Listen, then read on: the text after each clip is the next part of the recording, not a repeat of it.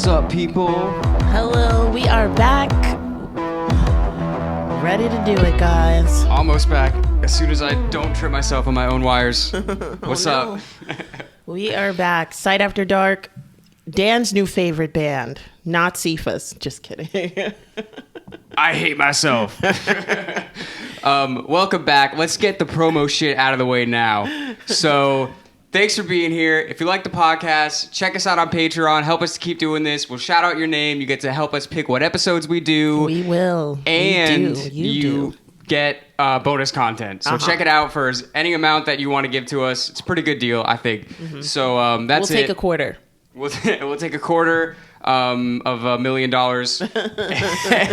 and listen to our music wherever you stream music, blah, blah, blah, blah, blah. So yeah, we're Sight After Dark. This is Music Maniacs. And guess what we're talking about today? Horns. Oh, I was good. I was going to keep going. Yeah, we're talking about drums. Drums. Who loves drums? Who doesn't love drums? You love drums? You don't love drums, you have no heart. Yeah, it definitely no rhythm. Yep, it doesn't beat, and you are dead inside. Yeah, you heard it here first, people. Yeah, so we're talking about the greatest drummers ever. Yeah. And by greatest drummers ever, we mean in the 20th century. Yeah, we definitely more mean in the 20th century. It's you can't pick like the greatest drummer in the world. We don't know everybody in the world, and yeah, I think it's like safe to say that probably the best drummers are probably not even known. Yeah, just like pretty much any other thing, right? Yeah. Like the best guitarist is probably just playing in a basement in Thailand somewhere where nobody's ever going to know them. Exactly. And me personally, I don't really know too much music before the 20th century. I know that Beethoven was kind of dope. Yeah, Beethoven was kind of dope. Yeah, Mozart was. You don't know Riddly Biddly in the 1830s? You don't know that, Dan? You don't know that good one? Oh, I forgot. Oh, man, that was a hit. My bad. I forgot all my sheet music collection at home. Well, it's a good thing because the drums kind of don't really want to be, the modern drum set kind of doesn't want to be remembered before the 20th century. It kind of started to spread its wings around then. Right, as far as like a full like drum kit. Yeah, I mean, of course, there's ancient drums from back in the times. Yeah, and in the days, of course, people were playing those. And I thought maybe you didn't press record or something like that. No, I'm just so super paranoid. If y'all don't know, we do all this, the audio, the video ourselves, and we don't have like somebody checking it. So I'm so paranoid that we're just talking to ourselves right now. But I think we're good. If we're not, then y'all can tell us later. Yeah. But the drum kit, it's pretty cool because it started out like, let's bring it to the modern times, right? Like in the late 1800s, you know, the Civil War was done. The little drummer boy was sick and tired of being the only beat that, the nation had. Like, he was sick of this shit. So he decided. So he went solo. So, and everybody that, I think the only kind of drumming was like marching band music. And of course, going off to war or to death or to celebrate somebody's death or some type of war at that time. And then the drum kit started building little by little. It got a pedal. People stopped doing doubling up on one drum. They made a bass drum after. And then after you started having an influx of different immigrants from different countries, so they started adding things to the drum kit, which was calling it like the contraptions, and those for short were called traptions. And get this, in the early 1900s, you could have been known as a trap drummer. I love it. All the best drummers are trap drummers. Everyone knows that. Oh, and by the way, there's definitely going to be some people that we forget to talk about during this podcast, because if we're talking about a whole instrument, there's only so many, something's going to slip our minds. So tell us what we missed. Yeah. If you're watching on YouTube, write a comment. If you're listening to on a podcast station, then, leave a review. Tell us what we messed up. Yeah. And maybe if we missed enough, maybe we'll come back to this someday. So definitely let us know. Yeah, for sure. And then, so different things on the drums. The low cymbal became the hi-hat after, and then after the drum kit from its modern knowledge is pretty much known the same way it is from around 1910. And then people just started changing drumming styles, and that's what began the quest by Side After Dark for the greatest drummer. For the pick of destiny. I mean, the sticks of destiny. Oh, they should do that movie. Oh, man. That would be a cool rock and roll movie. Sticks of Destiny. Sticks of Destiny. He said it first. Any producers or Hollywood people. Oh, man. Hit me up. But, okay, so what individual do we want to talk about first? We just want to go straight to Art? We can start with jazz drumming. There were some before Art. There's like Baby Dodds people. All right, go for it. And Chick Webb, and those at that time were like the beginning of drumming, of modern drumming. Baby Dodds was one person who was the one who played like with the low, and then someone came to see him and was like, "Hey, can you pull that up high and play it like that?" And he was like, "I reckon I can." So then the hi-hat came about, and he started playing with that. And Chick Webb and a lot of people like Alan, I forgot his last name, Alan Dawson. Those are the people who kind of founded the Art Blakeleys and the people that come down the line. So we just want to make an honorable mention to those people who kind of like change the game a little bit. Honorable mention to the people that are super old. Yes, Baby Dodds. Baby Dodds sounds like it's from almost last 2 centuries ago. Yeah, that sounds like some old school shit. Some really old school shit. For sure. But it's really interesting. I really didn't know Art Blakey too much until you brought him up to me one time. We did like what did we do? Like great and undisputed best drummers of all time or some shit? We definitely did. Check that out. Yeah, check that out on YouTube, Side After Dark. And damn, we're just a promo machine. Don't stop. Buy our t-shirts. But yeah, Art Blakey was a jazz drummer who really set the template for pretty much all people on a drum kit going forward. Yeah. Like you listen to things that he was doing and you hear other people from that era talk about him, and he's basically like, he was doing these super like advanced drum techniques before they were even known. Like he was really basically inventing this kind of shit that like decades later they would put out, books like, advanced drumming techniques, blah, blah, blah, blah, blah. And it was all the kind of shit that he was doing from before. And he already had just mastered that. Yeah, for sure. Yeah. He came around the time when musicians were sick and tired of making music just for dancers. So they were tired of just going like 1, 2, 3, 4. There was like nothing in between because you had to watch the dancer and make sure that they landed on the beat and stuff like that. So yeah, like Art came in, with the fills and the syncopation and everything that you hear in like modern music now, whether it's jazz, rock, whatever. It's pretty super. Yeah. And it's really interesting to like think about it. So I've heard, jazz has so many like styles, but I've heard his style referred to as like hard bop or like whatever. And we were talking about this in the Miles Davis episode. Like the bop is like, it's really like, it's pretty like fast. There's a lot of like chord changes going on. So he's able to, do these like fast fills and all this stuff. And like that speed and like the intensity that he played with is really the foundation for so much going forward. Like if you really want to go into it, like he is almost laying the foundation for metal drumming. Yeah, absolutely. Like in whatever, the 20s, 30s, like what time period would he really blow up? I don't really. That was later. That was in the 30s going towards the 40s. 30s, so 40s. It's like towards the end of the war, the swing dancing and stuff like that. People are like, I'm tired of this. Yeah. Let's bring some rhythm to the rhyme. So filling in, adding some more. And it's like people that may not know drumming like that, it's as simple, well, I don't want to say it's simple, but it's as simple as it sounds in a way. What a fill is if you had a beat just like 1, 2, 3, 4, your drummer comes in and the 1, then the 2, 3, then the 4. Like he does all of those things, all the things that you love about drumming, where you're just like, damn, music was kind of boring before they started doing that. Not really, but kind of. Well, not boring at the time because you wouldn't have had anything to compare it to. Right. But that's the thing is like if you were just in that, we'll call it pre-art like style, and then you go and you see somebody like that, you're like, oh wow, like this is crazy. Yeah. Like this is not anything I've heard before. Yeah. Yeah. And a lot of people around his time, around like Art Blakey's time, like when you saw a drummer improv or something like that, it like blew your mind because normally you're just used to them again, like keeping the beat. So if you saw him like do a fill or do something quick, it was just like, like almost unheard of, like, so that became one of the reasons why like he blew up too. Like, it's crazy how the human mind just works like that. You know, Right. like somebody along the ways with the herd, someone's at the beginning of the herd is just like, I want to do like something else. They'll let me do that. Yeah. So, yeah.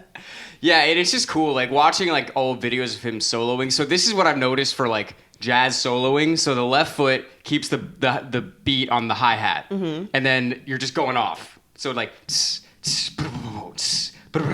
you know what I mean?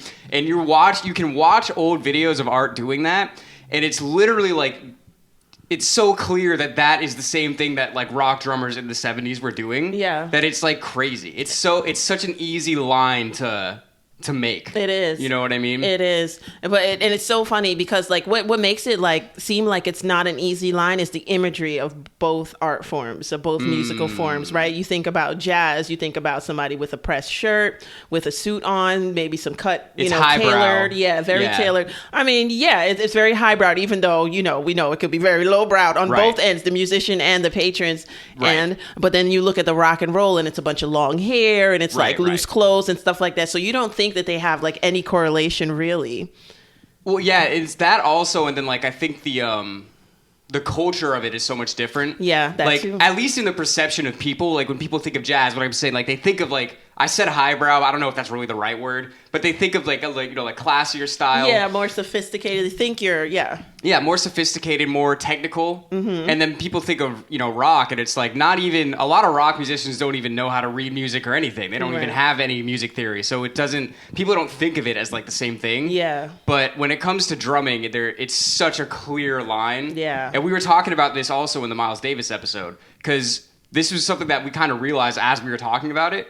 Like, we were talking about rock, like the big influences are from like, the main influence of rock is blues music, which was just like a guitar and someone singing. There wasn't really a lot of drums. Right. And then you have jazz, which is all this crazy drums. So then as time goes on, those things kind of combine. So you have the blues guitars and the blues tones, but the thing in the back is not just the simple like rhythms. It's like these, more complicated jazz grooves. Yeah. And that's when shit gets really heavy. Yeah, that's when we get into like the whole fusion of the music, and then a new type of music is actually born out of that, which is like rock and roll. Are we still going to do some more jazz or? I want to shout out Max Roach. Yeah, definitely. There's a good amount of them to shout out. Yeah. There's so many. This is what I'm saying. Like, we're going to miss some. So tell us who are the big ones that we missed. We know people are going to come for our necks if we miss Gene Krupa, who was one of the greatest. Yeah. And then also Buddy Rich. They'll kill us if we don't mention those guys. I was gonna get into them a little more, because those two, and it's really interesting seeing those two. They literally used to do like drum battles on like late night TV, and you can see the difference in their styles. Yeah. Like Buddy Rich is so like technical and so fast. Yeah. And he's doing all this like cross arm, like crazy kind of shit. Yeah. And Gene is a little more like stylistic. Yeah. Like he's more about like the feel. Yeah. You know what I mean? And Absolutely. It's really interesting to see, the difference in those styles with two people that are like clearly world class at their instrument. Yeah. And then obviously, shout out to the Netflix documentary, Count Me In, that we watched, that we were like, oh, we should totally do a drum episode. Yeah. Because they had so many like rock drummers on, they were talking about how like them seeing like Buddy Rich and Gene Krupa doing their thing are just like, oh, this is kind of cool. Yeah. This is really intense. Absolutely. Yeah. And what I love hearing about the drum story, like the drum lineage, is like they all come out of a school of somebody. Like Buddy Rich and Gene Krupa are like, well, Alan Dawson, he's the father of it all. But then everybody who comes up after Buddy and Gene are like, oh my gosh, they're like our dads. Like, They're all looking at them. Yeah. It's like crazy. Also, shout out to Buddy Rich for deciding to accept a drum battle with Animal. Who we actually have to shout out. We have to shout out Animal. We do. Animal from the Muppets has inspired so many a drummer. So many drummers, I guess more modern drummers are like, I was like, oh, that looks really cool. Like, we'll get into it obviously, but it's really funny how that happens. And apparently he was based on Keith Moon. Yeah. But we'll definitely talk about that more in a little bit. But yeah, Gene and Buddy really I feel like they kind of were the standard bearers for a little while. Yes. And then also how popular they were as well. Yeah, because that came along in a time too where it's like, okay, so it's like rock and roll is being born slowly at that time. And it's like the war is over and people can relax in a way, right? So kids that are like 17, 16, 15 years old, they don't have to work anymore. They can actually go to school and chill. So now it's just like, well, what are their hobbies? What are their pastimes? And now like music starts to fuse and music starts to be created for that age dynamic, that age group. And like the way like drumming kind of like ushered in a lot of rock and roll along with the guitar, of course. But like you had like in middle parts of America where you had the country western people, and then you had like a lot of folk songs, and then you had the R&B and the jazz influence, and that kind of just merged into, which is kind of like a rockabilly sound. And that's like the 40s 50s birth of rock and roll era. So everybody kind of wants to get more on the beat and find, you know, things that are a little bit faster, right? cooler. And then yeah, and in that vein, and then you go into like the Johnny Cash style of right, you know the what walking, I mean? yeah, like the train. There was a word for it. It was like the train. I don't know. I don't know. I might be making that up, but there was a very specific style with that you could hear and be like, oh, okay. You know what I mean? Yeah. It was boom chicka boom chicka boom chicka boom chicka boom. Oh man, I know what you're talking about. Yeah. Yeah. That's the song he played in the jail towards the end of the movie. No, I'm just kidding. But yeah, it has You're not that wrong. beat. It's like a rockin' country feel, and it's not like a herta. That's the only word that I remembered from like drumming. But like, it's not that. I don't remember shit. Shout out to the Sam Ash in Clearwater, Florida. Though I got a free drum lesson there once. Oh. Just from like hanging around. I was like 12. The guy's like, "You want to learn how to play drums?" Aw. And it's cool because once you learn like the basic drum beat, you can do so much with it, and then you kind of appreciate more what other people are able to do with it. Because the basic like rock drum beat is like, you got to cross your hands, right? This is the hi-hat, so you 1, 2, 3, 4 on the hi-hat, and then the first beat, bass drum, and then the third beat, then you add the snare, and that's like, yeah. Sorry, I thought you were counting me in. Oh, should we do it? no. But no, it's really cool how like you can have like such a basic thing, and then like what really makes it yours is how you deviate from that. Yeah. You know what I mean? Because that is really the standard rock beat, and most of it is, you know, built off of that, and then different people have their different like flair and like influence that you can put into it. Correct. But there is a notable exception. I don't know if we're skipping ahead here. You can count me out here if I'm going ahead too much. But okay. For me, a notable exception to that I think is Keith Moon. Yeah. Because Keith Moon, first of all, let's just say it. Keith Moon is a fucking psychopath. Or was a psychopath. The dude is just fucking wild. Oh, he's pretty wild. And he played drums like nobody else that I've ever heard. Well, I heard he used to just take his pills in a fistful. Yeah. And just toss them back. So that kind of would add to the mania just a wee bit. Just a wee bit. I mean, he was crazy without any influence, I think. Without any, to be under the influence of anything. Yeah. But he was just absolutely insane. And his style is not really like the... No. His style was basically just fills on fills on fills that just never really stopped. Yes. And obviously, we're talking about Keith Moon from The Who. So this is from The like... Who? The what? Sorry. Who are they? So this is early 60s. Again, I don't know. I'm probably skipping somebody. I don't know if you want to fill in any gaps here, but when I think of Keith Moon, I'm just like, there is nobody before or really since that I've heard play like that, and his style is just so insane. Yeah, his style is definitely wild and insane. The only people I can shout out is probably like a Tony Williams, who was like a teenager in a Miles Davis quartet, and that's only the only thing because they were like super young. But when you've got I like the British artists a lot because they learned without any restrictions. a lot of them just liked music, you know what I mean? So they didn't see any like lines or boundaries for the most part for all of them. They just like liked music. So they didn't want to not do that because it was somebody else's music, and they didn't want to not maybe do it because it was like they had no reason. They just liked sound and music. And I feel like somebody like Keith Moon, who's had so much influence, like he can just do whatever the hell he wants to do, and that's like and no one's gonna stop him. Yeah, exactly. Exactly.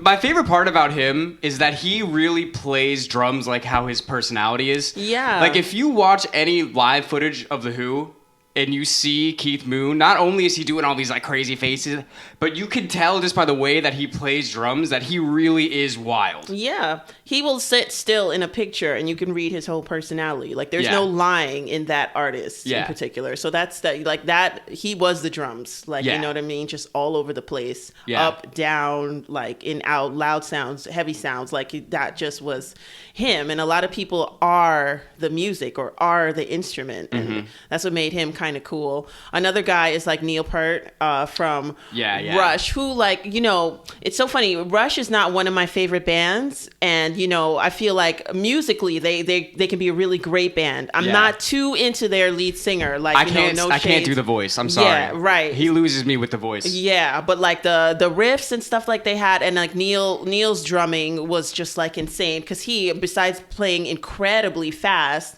changed the beat from landing on the one to anywhere he wanted to put it. Like, you know what I mean? So like, and he constantly would have just fills after fills after fills as well that you can't even like pick up because they're just going and going and going and going, you know? So it's like, you feel like his drumming behind all the other artists is just like one continuous sound. Like sometimes it doesn't have breaks, but then it does have breaks. And then you realize that they are breaks and you're just like, wow, how'd he break so fast? And how'd I feel it, but still didn't kind of pick it up at the same time? Like that was the beauty of that artist, I think. I think so. 100%. And there's always a debate like who's better, like Neil or John Bonham. We'll get to John, obviously. John is the greatest. But I want to talk about, just for a second, like, how important the drums are in any band. Because this is something that I never really understood until I played in bands myself.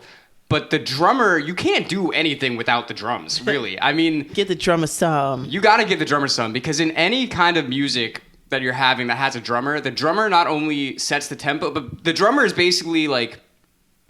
If a band is a building... The drummer is the foundation. Like if the foundation is off, your building's gonna be fucked up. It doesn't matter how, you know, pretty the windows are, or like maybe, you know, you have some nice countertops or whatever. It doesn't matter. If the foundation is shitty, it's not gonna work. Yeah. So like the motto or the saying or whatever is you're only as good as your drummer. And it's 100% true. Yeah. Because everybody could be completely on, but if the drummer is off, it's not gonna sound good. I mean, I thankfully have not heard any horrible drummers. You know what I mean? There's some people that can't play the guitar too right, and some people who play other instruments like a horn or any wind instruments that can't play it too right. Yeah. But I've never heard a drummer be off. Because they won't make it. And I'm not even saying that to talk shit. I'm just like, if you're a drummer... Let's talk about the Beatles. Okay. This is a perfect example. So the Beatles obviously were a big deal. Yeah. I don't know if y'all knew that. The people listening at home. They're these four lads from Liverpool. I might have heard of them. And so they were a band for a while with their drummer, what was his name? Like Pete Best, I think, or that wasn't the other guy, right? Yeah, because there was this other guy that died. Was it like Stewart or something? I believe so. I'm not into Beatles. Yeah. I think it was, so Pete Best was their drummer for a long time, and he was, by all accounts, not very good. And he got replaced by a guy named Ringo Starr, who we should also shout out because he's not like the craziest technical drummer, but his parts are very unique. Yeah. And he really was the perfect drummer for that band. Yeah, because absolutely. It's another thing of like the drums, like the personality showing through. Like he is clearly like kind of a goofy guy. Yeah. You can even see just looking at like his face. He's kind of a goofy guy. From then to now, yeah. And his drum style is kind of like happy, like goofy. And it goes really well with what the Beatles did. Yeah, because the Beatles kind of pull things out of left field all the time. They're kind of quirky, and I feel like he was definitely connected to the band. So no, he didn't have to be the superstar of the group as a drummer. He fit just fine. But what I'm saying is it's not a coincidence that they got huge once they got rid of the drummer that wasn't that great. Because it just doesn't matter Pete how Worst great the rest of you. What's his name? Oh man, damn. Sorry, Pete. Oh, he did it. You should have practiced more, buddy. But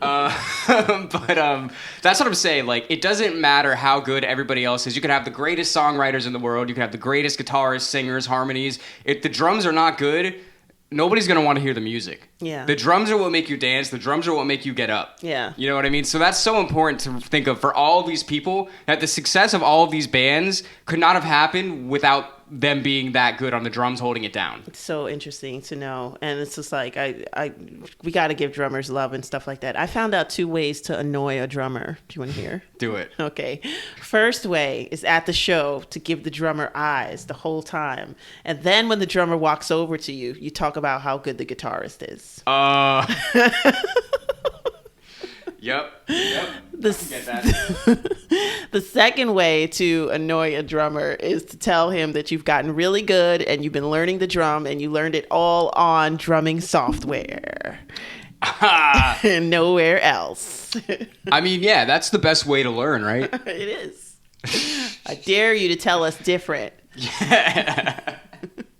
Oh man, yeah. So yeah, drums are just massively important and super underrated for people that don't actually like really understand like how, you know, music comes together. Yeah. And so it's really cool how that goes. And it kind of like what you were saying with the British people. It's just really interesting. Like when you look at the history, it's like this weird like bouncing back and forth between America and Britain. Mm-hmm. Like the blues and the jazz comes from America over to Britain, and then the British people do it and they add their twist to it, and they send it back to us, and then we just eat it up, and then and then it just all gets bigger and bigger and bigger. That's and awesome. It's very like there's a lot of synchronicity in that way. It is. You know? It is. Definitely, for sure. It's like you almost feel like it's like, oh, did you hear that? And it bounces back and it's like, oh, is that what you got? Well, got right. Yeah, and it goes back and forth. And like musically, we're still in like cahoots with the British, you know? We still kind of bounce back and forward, you know. More than anyone else, for sure. More than anyone else. And our classic British people seem to have been like, is what they say, like kicking dust, which is like, you know, really like riding high on the range for like 40 years plus. Yeah. I mean, the ones that are at that level. Yeah. 100%. They're like like how people constantly remember Beethoven and Mozart, like Tchaikovsky, like 500 years later. 600 years later, we're still talking about John Bonham, like, one of, well, if not my favorite, him and Art Blakey are like my favorite drummers, like ever. Cause like that made me feel when I first heard these. 100%. And I definitely want to get to Bonham soon, but there's for some other people I want to shout out. Okay. Before. So yeah, we're talking about how the back and forth between America and Britain really shaped the music. And another person in this 60s era that really came back that really sent it back to America with something else was a guy named Ginger Baker. Woohoo! All right, so he had such a powerful style. He came straight out of jazz. Like you just plucked the jazz drummer out and was like, okay, put on some psychedelics and just go. And he's like, okay, I can follow these guys. I love the mania of Ginger Baker. He's the crazy of Keith Moon, but it's internalized and put into his music. Yeah, he's not as outwardly just like wild. I mean, he's still wild. He's crazy. Yeah, definitely. There's stories. But he wasn't blowing up toilets and shit. No. At least not that I know of. He wasn't a character. Yeah. He was wild. He was a wild man, but not a wild man and a wild character. Like, right. You know. I see what you're saying. Yeah. But he was just crazy because he took the jazz. And Cream is really what we're talking about here. His band in rock and roll. And Cream was one of the heaviest bands out at the time. Yeah. So he really, it's like we said, like how the intensity of the jazz drumming really influenced, you know, harder rock styles. Mm-hmm. He was like really one of the best earlier examples of that. Yeah. Because his style is straight jazz and he combined it with the hard guitar and the bass. Blues sounding of like Clapton. Exactly. Really. Of Which Clapton. is yeah. And, wow, why am I blanking on the other guy right now? Holy shit, I feel dumb. We blank at the same time. Who actually sang and played bass at the same time. Fuck. Sid Vicious. Yeah, Sid Vicious from Cream. He was always killing it. The greatest bassist Cream ever saw. Yeah, I guess drawing a blank is not easy because I'm drawing one too. But yeah, I feel like the blues of Eric Clapton, that hard sound, and Eric who? What you would call it? Isn't that weird how that makes for a different type of rock and roll? It's like you have these elements of music, of kind of like soul music, post-slavery music, and even like almost slavery music, and all you need is like a distorted guitar, right, or something like that, and you just like put it together, and it makes its own thing. It's like permutations in math, like right, and stuff, right? Right. It's just crazy. Yeah, that's what. Yeah, it's just so cool to see how all these different influences like come together to create something new. Yeah, and that's really what we're talking about here with all this, because all of these drummers, it's not like they exist in a vacuum. Right. They all are influenced by people, and they all influence people after. Absolutely. You know, so it's cool to see how that goes. But I'm trying to think, who else from the '60s do we need to shout out right now? We shouted out Ringo, we shouted out Keith, we shouted out Ginger. Mitch Mitchell with that play with Jimi Hendrix. Yeah. He played That's a fun. awesome. No, I love the drums in that. I honestly love the drums in that. Sorry. I'm dipping out. I'm dipping out because I have to know who I'm forgetting in Cream. Was it Jack Bruce? I was about to say yes. Did I get it? I'm like, who sang Sunshine Up in My Ear? Yeah. Who sang Sunshine? We knew it wasn't Clapton. All right, Save Your Hate. We got it right. We got it right.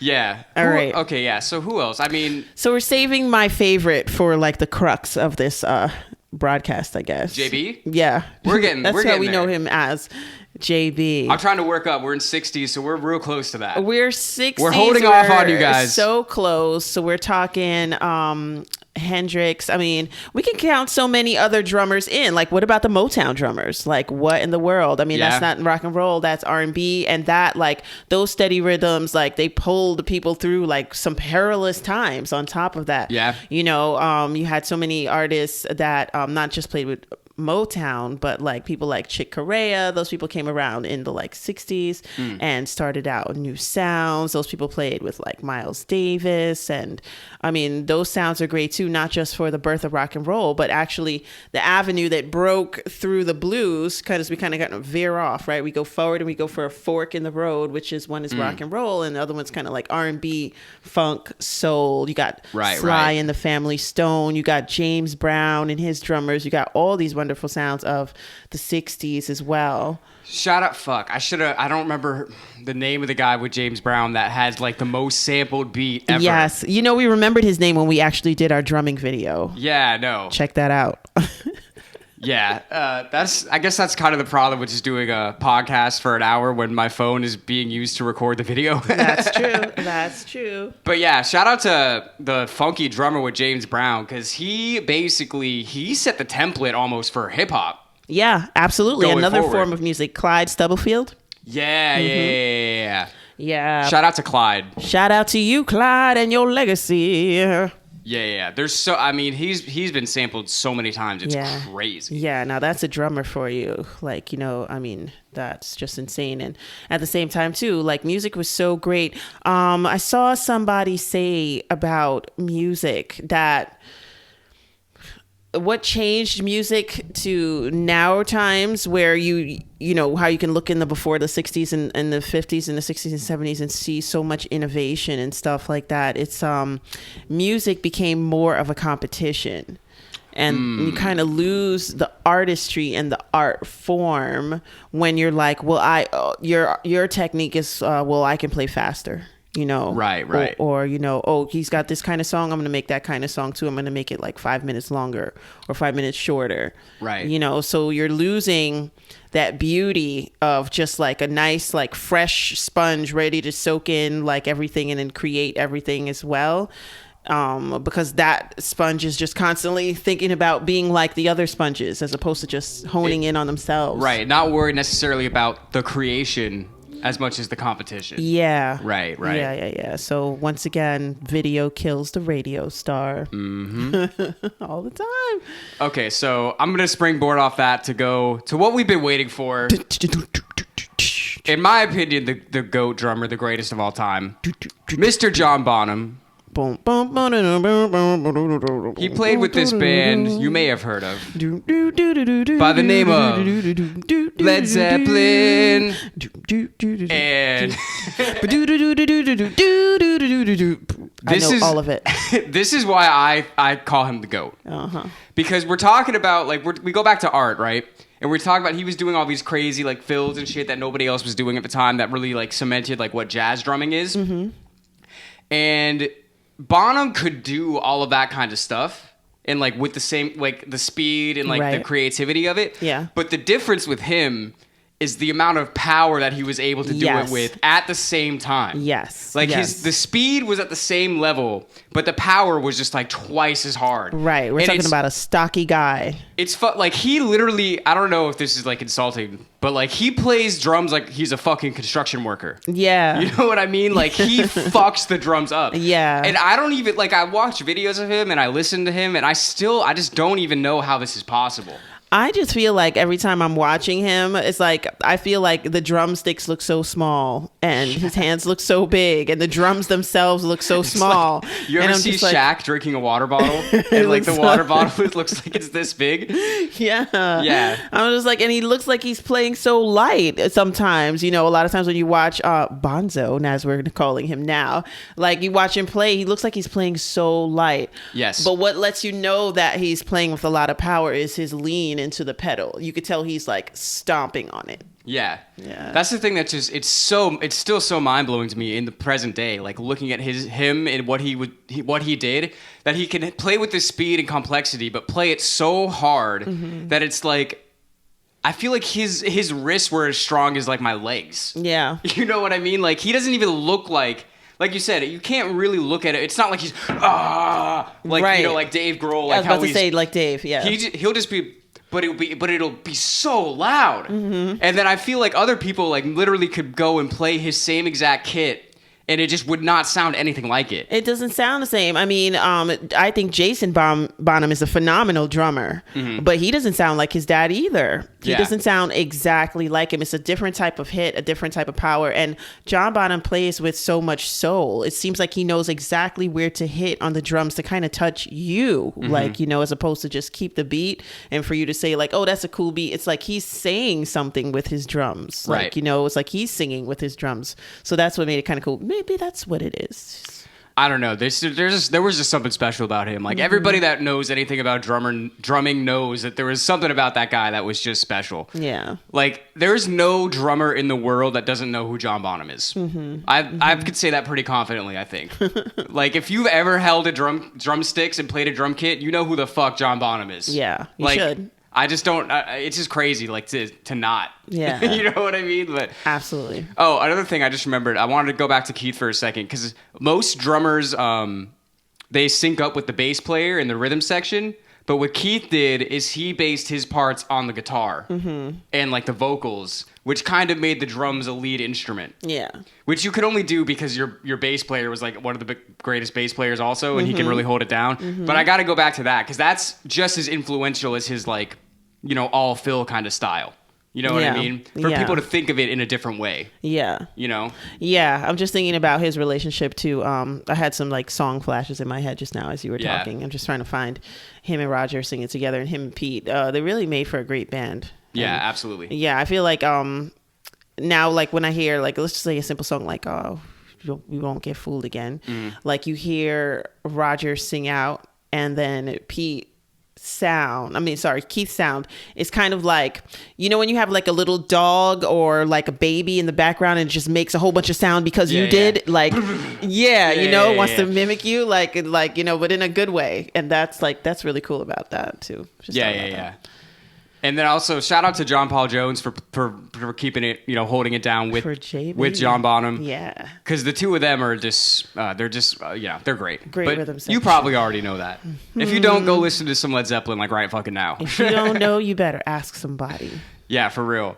I want to also give a shout out, 70s. We're talking about the 70s. Let me give a shout out to that cute little drummer, Terry Bozzio. What a guy. Yeah.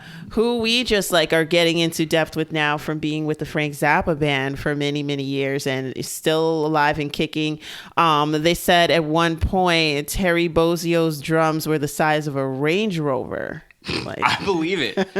Because he would have it all tuned to different notes. He would literally play it like an orchestra, like he would play melodies on the drums. Yeah. You know what I mean? Which is crazy. Yeah. And just like, you know, we do a lot of reaction videos on our YouTube channel and lots of Zappa videos. And we can see what Terry does and like just the rhythms of it and like all the different time signatures. Yeah. And how the music can just be so wild, but he just holds it down. Yeah. Like he never wavers. He hones right into those hits and those bangs like anybody should, I would say. And he also, his stage presence is wild. Like he's a crazy guy. Yeah. You know, and I gotta say, like, this has just been my experience from like bands that I've been in and like people that I've known.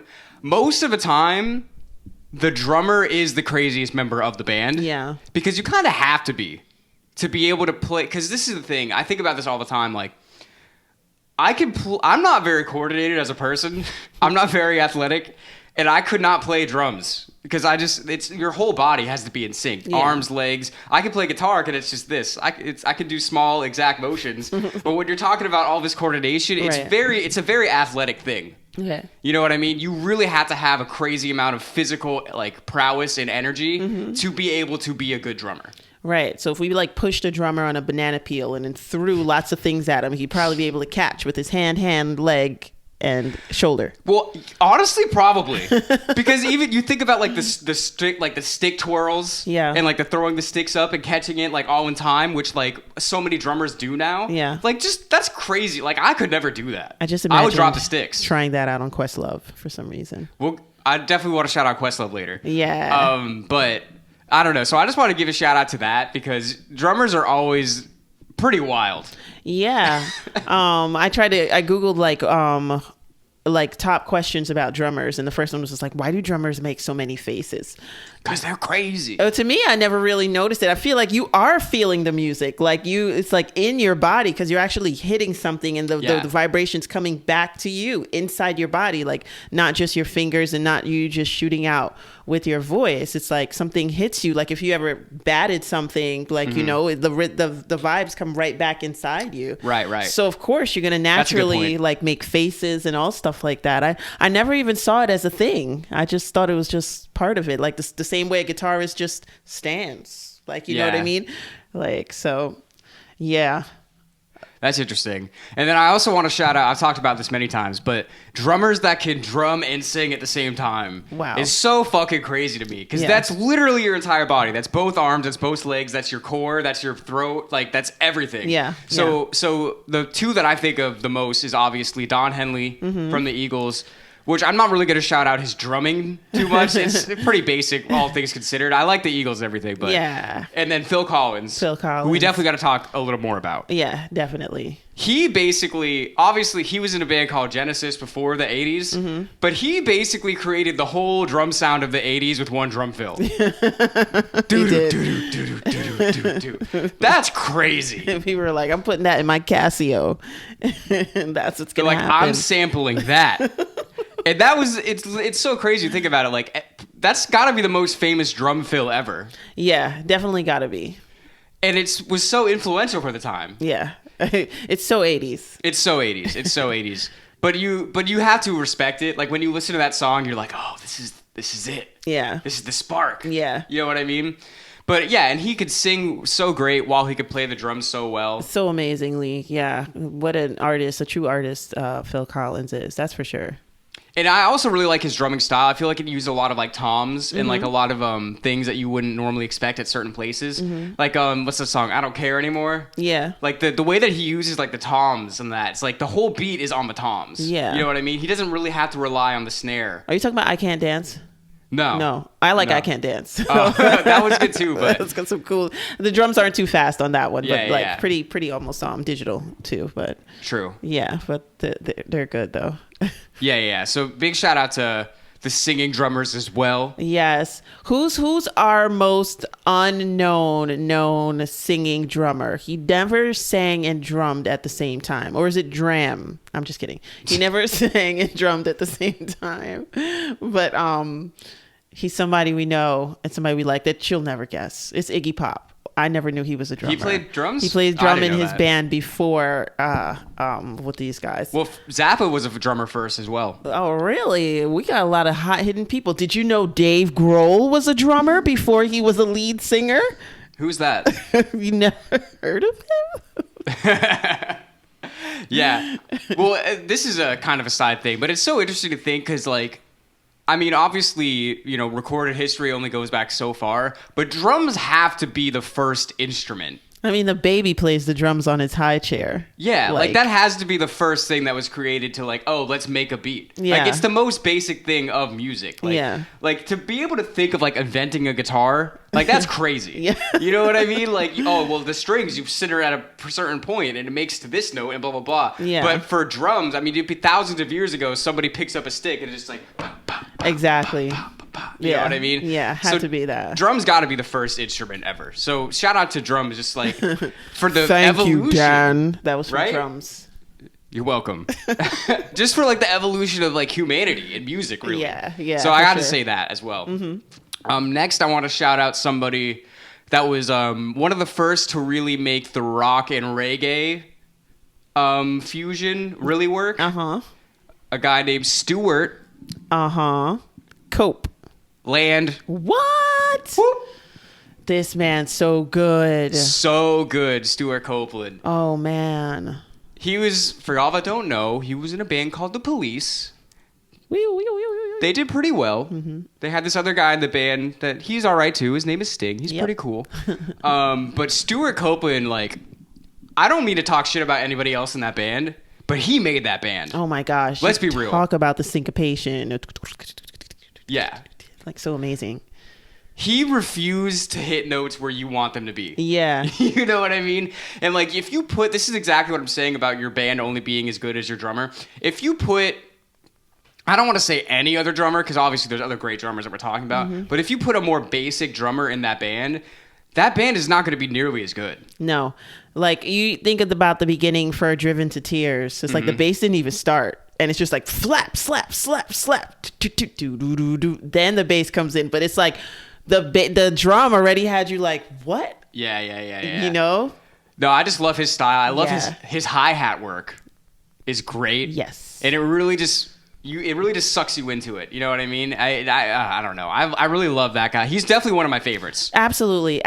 And I've come to like him more, that like I've actually gone into music and appreciated music more, because, you know, growing up, when you're small and you're watching music, you put the cameraman or whoever, marketing people, put certain people in the front. Right. And it's only until you start like awakening to music itself that you're just like, oh, well, who's that drummer? What's he doing back there? I really like the bass sound. I really like this, compared to just the person that's like in your face. Right. And that's why I had to say, like, huge shout out to the drummer for really like making the band happen, because they get underrated so much because they tend to be in the back of the stage. Yep. And then you have like the guitarist and the singer like up front, and you know, mostly the singer gets most of the attention, or like the guitarist if they're crazy good. Yeah. You know what I mean? But a lot of the time the drummer doesn't really get that love, which is why you got to say, like, give the drummer some, because people don't appreciate the drummers like they should. Right. And it's honestly, it's kind of sad sometimes. Yeah. You know what I mean? Because I love a good drum.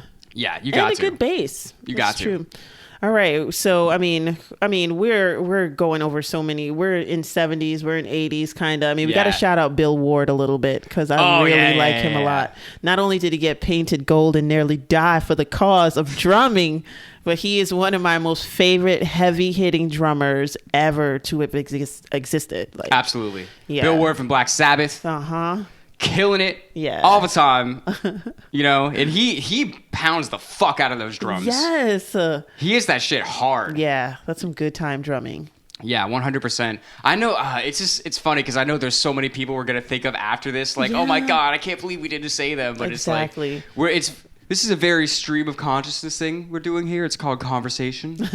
So we might miss a few things, you know? We just might. But yeah, who else? I mean, I'm going to shout him out, not necessarily for technical skills, but just for influence. I want to shout out Tommy Ramone, because so the Ramones are generally considered to be like the first punk band, like proper. There was a lot of things before that are like obviously, or you look back at it now and it's like that's clearly was punk music, but they were the first, I guess, to be like really marketed so much as that. Yeah, and it was really funny. Like the story with the Ramones that makes me laugh is that Tommy Ramone was their manager originally. Yeah, and they were trying out like different drummers. And he would sit in on the drum kit and be like, no, you have to play it like this. Yeah. And then eventually they were like, well, you clearly know how to do this, so why don't you just do it? He's like, oh, shit, all right. And, like, it's really interesting to me, like, punk music, because it takes all these influences that we were talking about, but really just boils it down to the most basic thing. Yeah. Like, instead of all this crazy, it's just like hi-hat, like just playing as hard and as fast as possible. Correct. And it's not about the technicality of it or the, virtuosity of it. It's just about energy and speed. Yeah.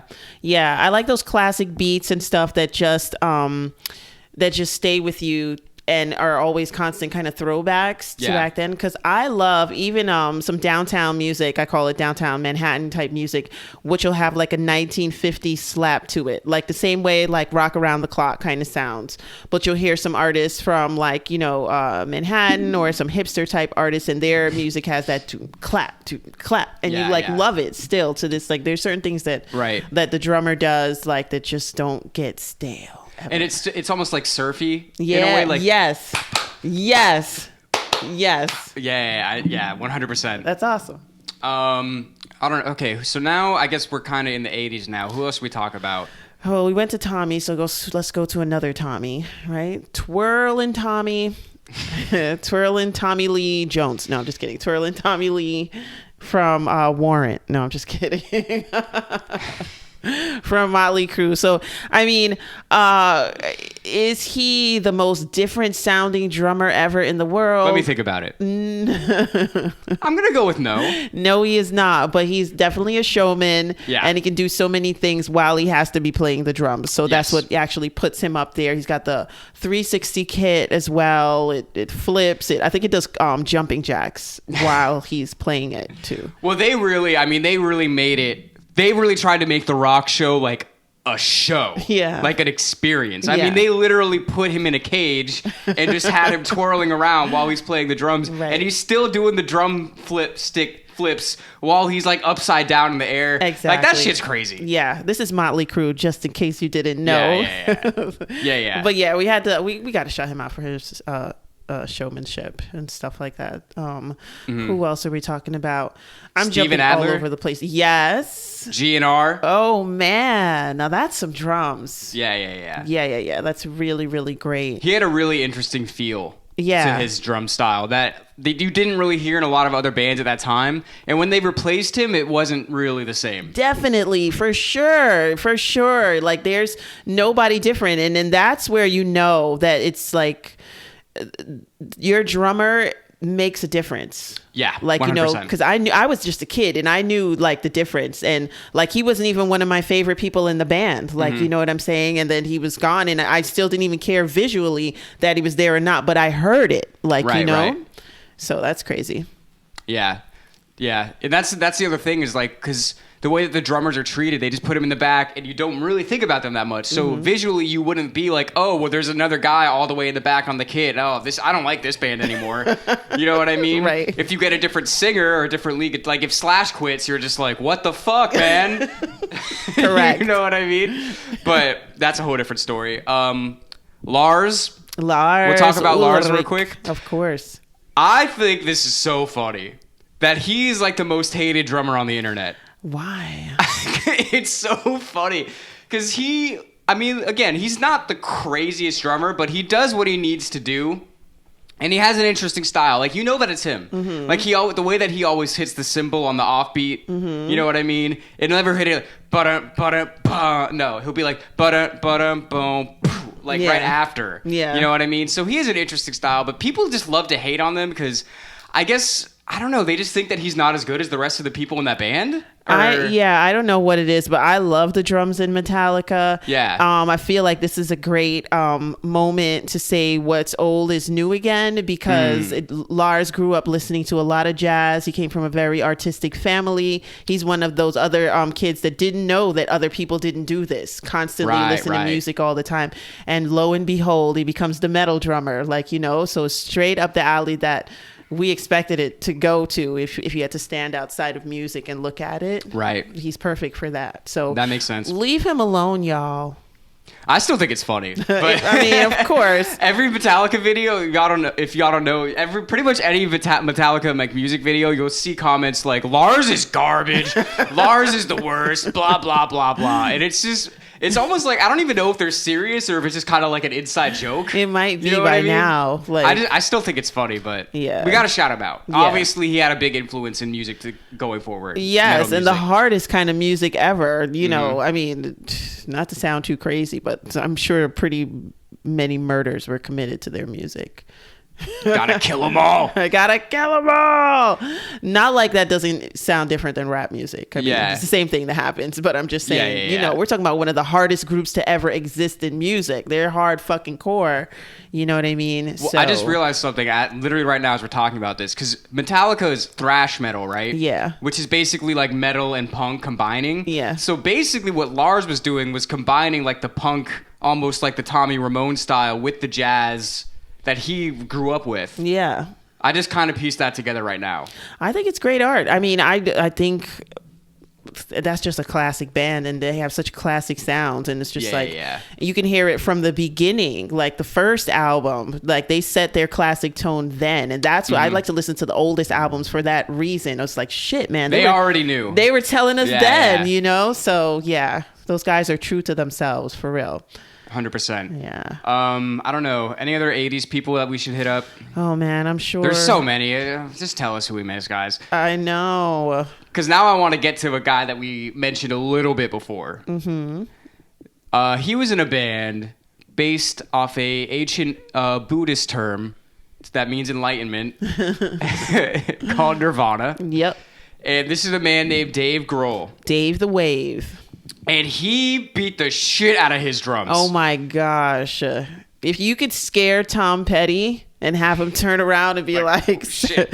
He thought it was a plane, basically. Yeah. Then you're the man. No, and it's really interesting thinking about how that worked in Nirvana as well, because Dave Grohl was from DC, and DC has a real heavy like hardcore punk scene. Like that's where like Minor Threat is from, and like all of that shit, and like Henry Rollins is from there. So he came out of that scene, and then he got into Nirvana, which was like kind of punk but metal, but then also kind of pop in the way that, you know, Kurt... They developed after. Yeah, once they got to like their second album, the way that like Kurt wrote the songs and structured him. And so it's really interesting, his style just like fit in there perfectly as well. Yeah. You know? Yeah, I like to think the beginning of In Bloom. Do, do, do, do, do, do, do, do. I mean, that's just insane. Yeah. And then he kind of like stops, you know, and then it goes into it. Like, I mean, Dave Grohl has one of the best sounding drum sounds I've ever heard, like, in my life. Like, that was one of the first bands that I actually like listened to where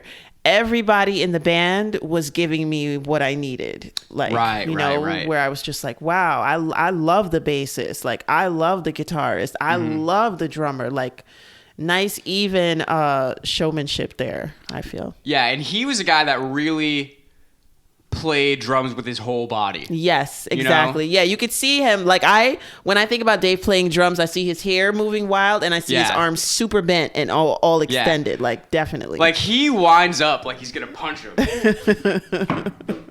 Yep. You know? For sure. So, yeah, I mean, one of the greatest sounding drums ever. I would love, I guess sometimes he plays on the Foo Fighters. He plays drums once in a while, but they already have a drummer. But why would he want to do that? He should get back there. Just shove that guy to the front. Well, it's really funny because he has the talent.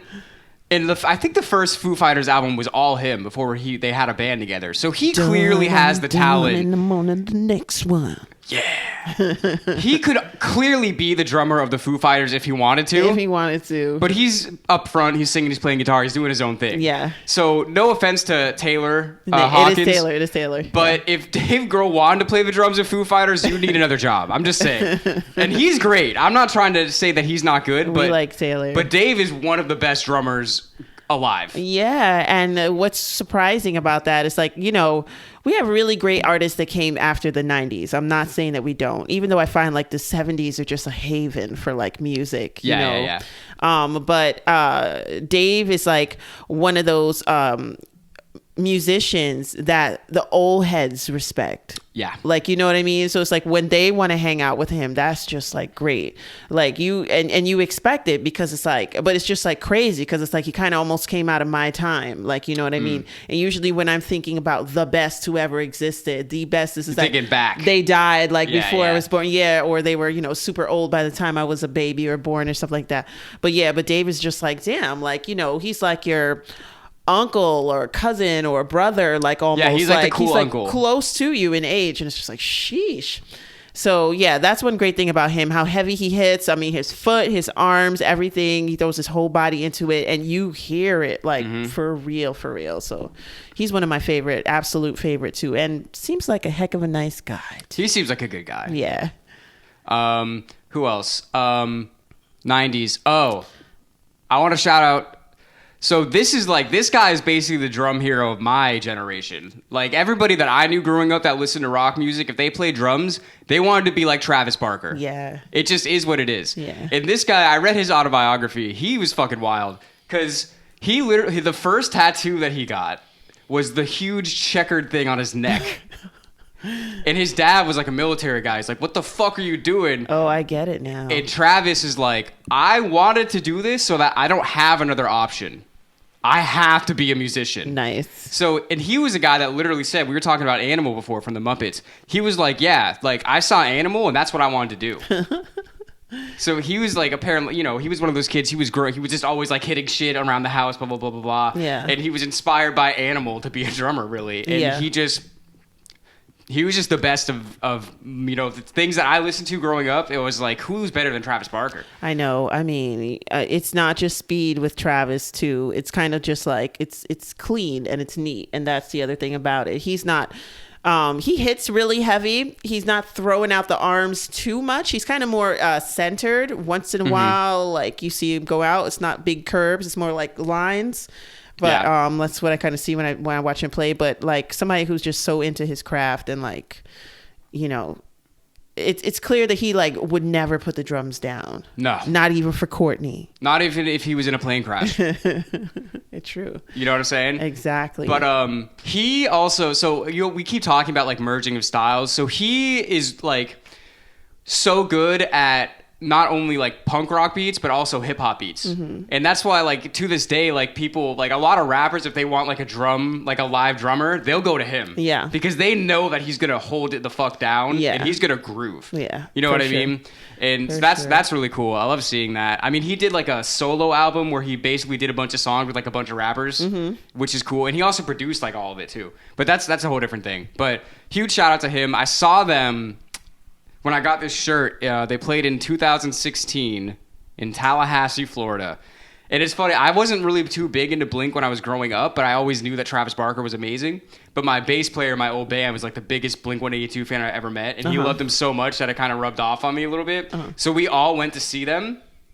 And it's like, what we always talk about, how the drummers in the back, they're not necessarily the most like look at me kind of aspect of the band. Right. So you had Blink-182, you got three people. You got a bass player that sings, you got a guitarist that sings, and then in the middle you have Travis. I wasn't looking at the singers the entire time. I was looking straight at Travis. Tom? Tom wasn't there when I saw him. Oh.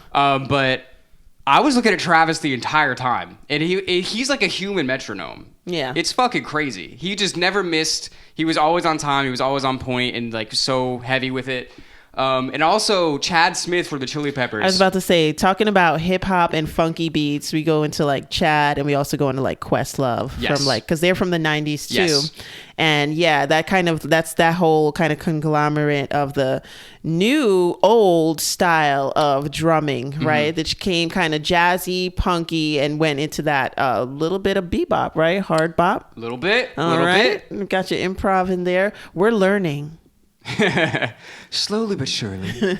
But yeah, shout out to Chad, because he's another. I saw the Chili Peppers as well, and I remember obviously everyone in that band is really good, but he was another person that I was like, holy shit, he is so much better live than I realized. Probably, I can see that. Like, I was watching him, like, he just does not, he was never off. He just held it down so hard, and there was something about it that I was like, this is one of the best drummers I've ever seen live. Like, I could just feel it. I could believe that. You know? I could believe that. He reminds me of Stuart Copeland. Like, I bet you he likes him a lot. Oh, 100%. Yeah. Got to. Yeah.